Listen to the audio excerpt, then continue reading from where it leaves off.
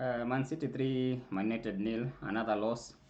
That makes it around one win in 5 games if you count the Grimsby game, and that's just not good enough. It's unacceptable for Man United to be losing that many games. We always knew we had a tough start. The games that we had, okay, we have lost against Man City and Arsenal, and while it's not good to lose to such teams. It's a bit understandable in the way that the games that we lost, they are games that probably we expected we'd struggle in going into the season. The Grimsby game proves to be piling pressure because at least if that was a win, then we would have a different look to the season. But then the mistakes we are making, they're just too many. It's it's really surprising the manner in which we are conceding goals, because all the 3 goals would have been avoided. You look at the manner of the first goal. Nobody is marking. Nobody is aggressive to get to Foden. Foden just comes in the sixth spot and in the penalty spot, and nobody is even marking him. Bruno was not tracking Foden as a midfielder. Shaw was coming back, jogging after the first ball was blocked by Ugarte. The players should have been there. There were 4 players around Foden, and he got a free header and was able to have all the time to place the header wherever he wanted. So that is not a goal that you should be conceding at this level. You concede such a game goal in this level and the momentum changes, because if you look at the first 15 minutes, we were moving the ball very well. Man United were moving the ball very well. They were creating chances, even though there wasn't that many chances, but the game was evenly matched. You concede such a goal and then you give the momentum to Man City. Man City will now, they played a game of waiting and then hitting on the counter, and they hit through the counters. You look at the counters, the goals that they scored on the counter. The second goal was a throw-in, a simple throw-in, and nobody is able to mark 4 players. Okay, there were 3 different individual places of skill. There was a nutmeg on Ugarte. There was also Yoro. I don't know why Yoro was on the wrong side of Dogu, because he's supposed to be marking on the inside, but he was on the outside. So Dogu had all the time. Doku had all the time to turn and give a pass to Haaland. You look at Shaw on the same, was also not prepared for it. Okay, it's a mismatch, but he could have tried something to destabilize Haaland.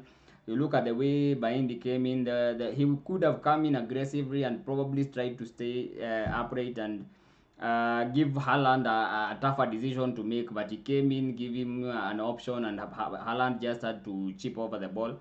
So there are mistakes that are compounded after mistake. You look at the third goal. The third goal was Shaw again. Shaw was involved on all those 3 goals, and it happens to be, I think it's one of the worst games he's had this season, because he couldn't control the ball, missed the ball, and that went to Foden. Foden then passed the ball to Haaland, who on a one-on-one, even though Maguire was there, but he was still beat Maguire for pace. He beat Maguire for pace. Bainde should have come in and cut the angle sooner, because that gives Maguire the chance to go back, and in most cases it forces Haaland to probably make a decision of trying to go around the keeper and try to slot it in. So you look at all those situations, you find there were going to be mistakes that were avoidable, because we are not scoring the goals that we had. Obviously, we had a good shot with Mbeumo that was stopped by Donnarumma. Donnarumma actually had a very good debut. That marks the difference. That's how the difference between 2 goalkeepers. If you have Donnarumma on the other side of the net, he kept him in the game at 2-0. He saved a very good goal. So that goes to 2-1, and then the momentum perhaps shifts, and we are looking for a goal to maybe look for a draw. But the chances that we created should have been, we should have done better with the chances. But even though we didn't create that many chances, the number of goals that we concede, every time we concede a goal, it changes the game plan of Man City. We concede the first goal, they get into the game, they get confident. You concede the second goal, and then they know they can just sit back and play on the counter. And with someone like Haaland on transition, he's very lethal. He was very clinical.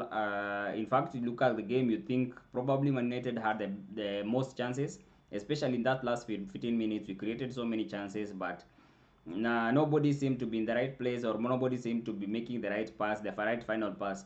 We had to overuse this right wing because of Ahmad because on the other end, every ball Dogu was getting, Dogu got, I counted 8 good chances to put in a good ball, and every time he couldn't get it past the first man, or probably chose the wrong decision, including one where Bruno was just there and he cut back to Bruno, and Bruno will try a shot at goal. So it's going to be a case that you look at that game and you see it as a 3-0, and it is a 3-0, but there are going to be mistakes that could have been easily avoided, and if chances were taken, then it becomes a tighter game and you can compete.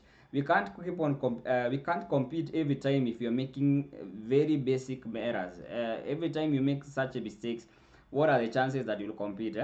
Let's look at the player ratings. In goal, Binde, I gave him a 6 because he made a good some good saves, and some of the goals, in as much as he could have done better, but they were not some of those obvious errors that you think he has made in the past, where he spills the ball, it goes to an attacker. Yes, he could have done better on some of the areas, but a 6 in this case would be an average. So I don't think he did as worse as you'd expect, because he kept his goal well. His distribution was good. But some of those cases where the defender doesn't mark well, or he left in the fact, there's nothing he could have done about the first goal. Foden was left to have a free header and put it. He placed it beyond his reach. The second goal, he probably could have stayed upright, not to let Haaland make the decision easier. Probably give Haaland a harder choice to make. That goal, he also could have come out more aggressively, but it's still a case of Haaland would still count on him to score because he's good in such chances. So I think a 6 would have been good for him. Euro, I didn't think Euro had a good game today. The manner in which he let Doku go, because he was in a position, you look at, he was caught, it was a throw-in. How are you going to be caught on the outside of a player instead of being on the inside? If he was positioned in the correct place, that goal doesn't occur, because he is looking at Doku from the inside, and he can be able to make a tackle or probably push him wide. So it gave Doku a very easy decision to make, and he was able to pass it to Haaland, who scored. Shaw had one of the worst games. Although all 3 goals, there's something that he could have done for all 3 goals.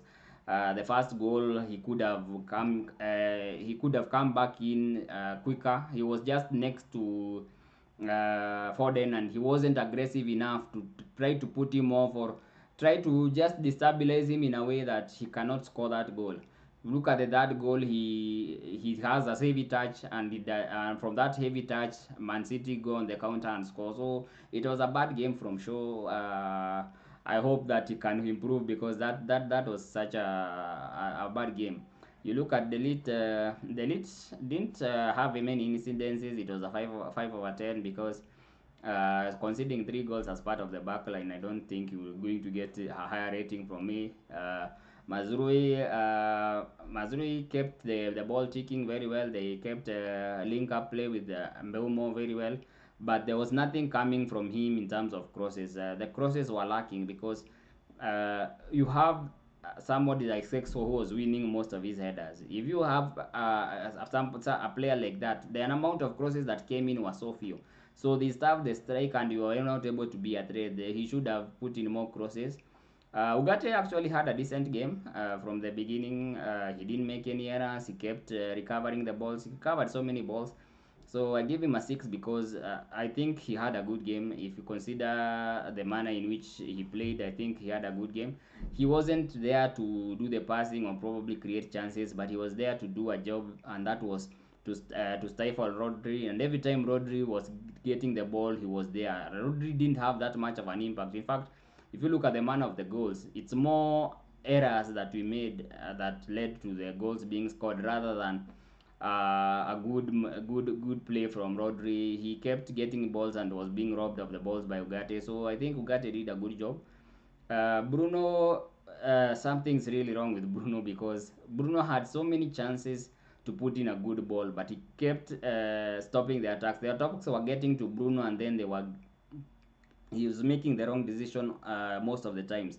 And every time he made a wrong decision, there was a counter almost leading to a goal. Every time he made a wrong decision, there was transition. So it kept killing our momentum, because you need your 8 or your 10 to make the right decision. When he's in a position to pass or make a good decision in the final third, every time he makes a good decision, you become a threat. But every time he makes a wrong decision and you have to be countered, then you have to run back trying to defend the ball. It kills our attacks. We needed to sustain our attacks, and he kept losing the ball, trying the Hollywood ball, trying to, some of the things that you are doing were not that good today. So he'll get a 4/10 from me.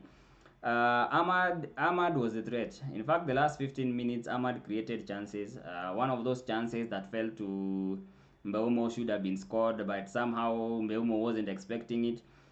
He created a few chances towards the. In fact, our whole attack was going through Ahmad in the last 15 minutes, and he should have had at least an assist or probably even scored a goal. So I think he'll get a 6 out of 10. And then we come to Dogu.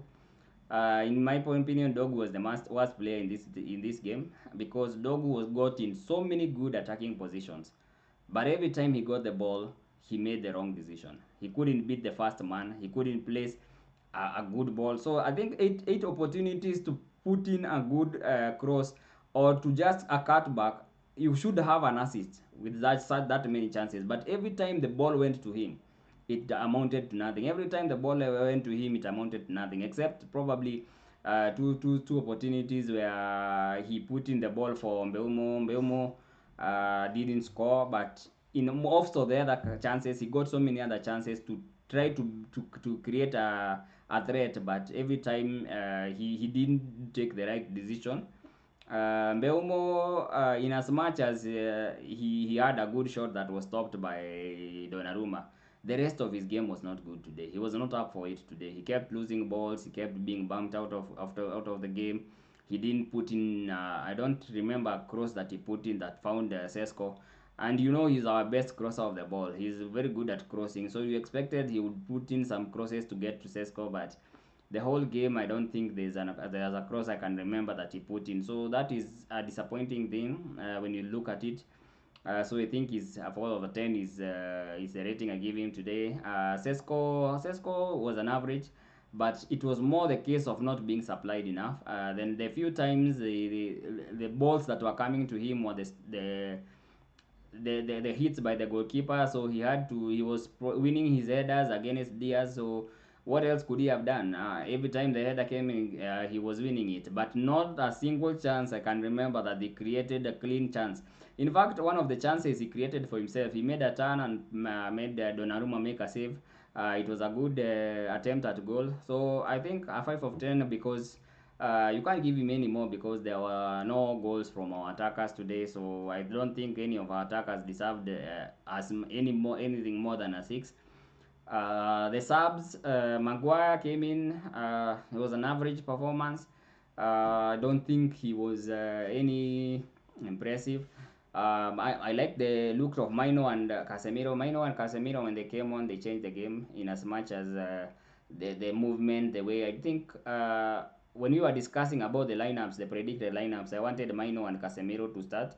And I think they should have started in this game. We were too defensive. We went too defensive. We gave Man City a lot of respect, and they have not been good. Every team has been running over them. They have been so if we had taken the impetus to try and attack them from the start, I think we would have done better. Maino and Casemiro should have started that game. Not that Ugarte had any mistakes that he made, but we had too many defensive players, because Ugarte is defensive, and you look at the rest of the players, Mazrui, Dogu, we had so many defensive-minded players. And yes, it's an away game, and you can try to be cautious. And if they score the first goal, then it's a different case. So you're probably operating from hindsight, and hindsight shows that you are thinking about it. But I think we should have started Casemiro and Maino, and they would have. There's not much pace with Man City, so I think the case of fearing the pace was not good enough.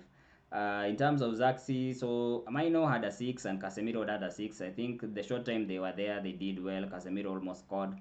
Kai created a few chances, so I think they did well. Zaxi, I don't think just a 5 rating, because he didn't come in for long enough. So it was a disappointing performance. If you look at everything about that performance, you can tell it was somewhat disappointing. But it's a loss. So we just now have to focus on Chelsea. Chelsea will be a very big game, considering there's a lot of pressure that's piling on the manager. There's been calls for changing the system, but in my opinion, today was not a system issue. Today was a concentration issue, was an issue to do with players not being aggressive enough, because there were enough chances to be aggressive enough to stop the goals. There was also cases where we could have done better with the final third. In the final third, in fact, I've not looked at that game, but I think I felt like Man Utd created most chances, and Man City benefited from three good chances that they put away in terms of the lapses in concentration in our defense. The midfielders, again, not tracking. Bruno was supposed to track Foden. Or even if he didn't track Foden, Chuo was close enough to Foden to be back and try to stifle him. And maybe, you never know, he could probably not have had such an accurate placing of the header. So there are those simple things in these games that determine how the game goes. So let's see what the rest of the week is like. It's always going to be a tough week when you lose. There's going to be a witch hunt against Ruben Amorim. Not that he's doing himself any favors, but we hope that we can build up the team again and be ready for Chelsea on Saturday. Hopefully, we win that game and get back to winning ways. We have not won back-to-back Premier League games for probably 1 year, and it's not looking good. So it's time we started putting a run together. So if we can win the game against Chelsea, not confident about that, or we can have a good result, then the next two games are winnable. So let's see what the season brings. There's going to be tough times like this, but we need to do better. The team needs to do better, especially in attack, because we have the attackers we have brought in, but we need to find them. The fact that we are not finding the attackers, the lack of quality needs to be worked on until we can get to a position where we score frequently. So until then, see you in the next one.